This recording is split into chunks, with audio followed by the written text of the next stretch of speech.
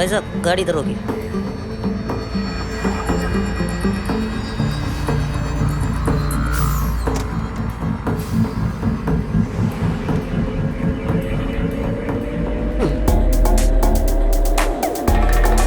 भाई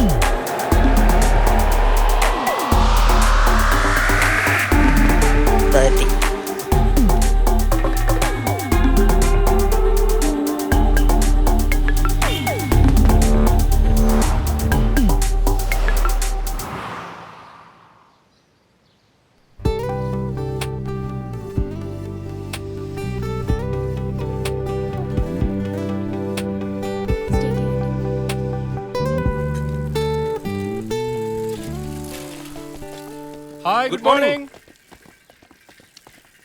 അതെ ഇന്നലെ മറ്റേ ടൈല് ബാക്കിയിരിക്കില്ല. അതല്ലേ അവൻ ഇന്നലെ അളവ് മാറി കട്ട് ചെയ്ത് കളഞ്ഞേ. ആ നീയല്ലേ ഈ അളവെടുക്കാൻ അറിയാത്ത ഇവനൊക്കെ കൊണ്ടുവന്നത്. ചേട്ടാ ഗുഡ് മോർണിംഗ്. ചമ്മിയല്ലേ, ഞാൻ പറഞ്ഞില്ലേ പുള്ളി മിണ്ടുകയല്ലെന്ന്. എനിക്കറിയായിരുന്നു, ഞാൻ ചുമ്മാ ഇട്ട് നോക്കിയതല്ലേ. കൂട്ടായേ ഇവരെ കൊണ്ട് കട്ട് ചെയ്യല്ലേട്ടാ.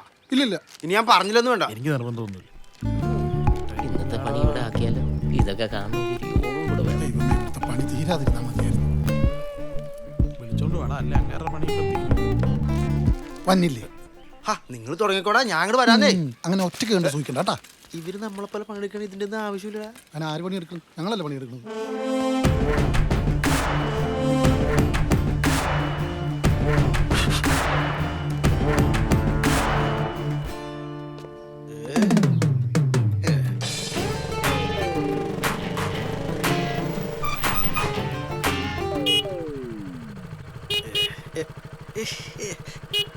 ഇവന്റെയൊക്കെ വിചാരം സെക്യൂരിറ്റി എന്ന് പറഞ്ഞ കാവൽക്കാരനാണെന്നാണ്.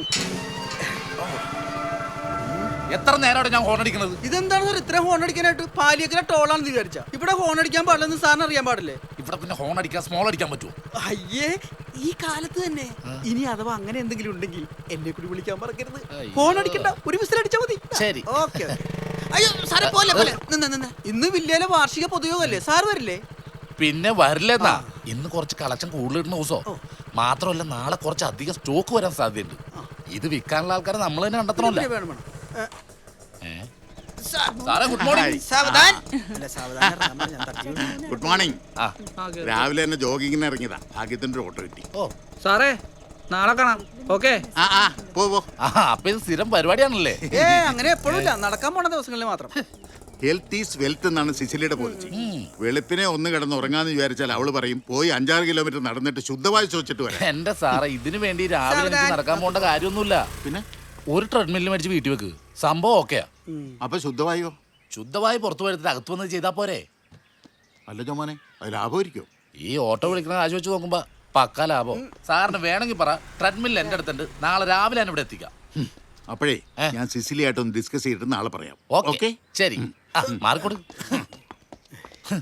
പോണണ്ടില്ലേ, വൈഫിനോട് ചോദിക്കണോന്ന്. ഉളുപ്പില്ലാത്തവൻ പെൺകോന്തരാണെന്ന് ഭാര്യനെ ഭയങ്കര പേടിയാ. പെട്ടി കെട്ടിയതാണ്, കണ്ടിട്ടില്ല തള്ളന ഒരു ജങ്കാറ് പോലെ ഇരിക്കണത്. ഇതൊക്കെ പുള്ളി അറിഞ്ഞാണ്ടല്ലോ. ഇതൊക്കെ ആര് എന്ന് പറയാ? ഞാൻ പറഞ്ഞു കൊടുക്കും. എന്ത് കാര്യത്തിന്? സാറേ സാറേ, ഞാൻ എന്റെ കാര്യം പറഞ്ഞു. നോക്കിപ്പോ വണ്ടി ഡൂക്കാ.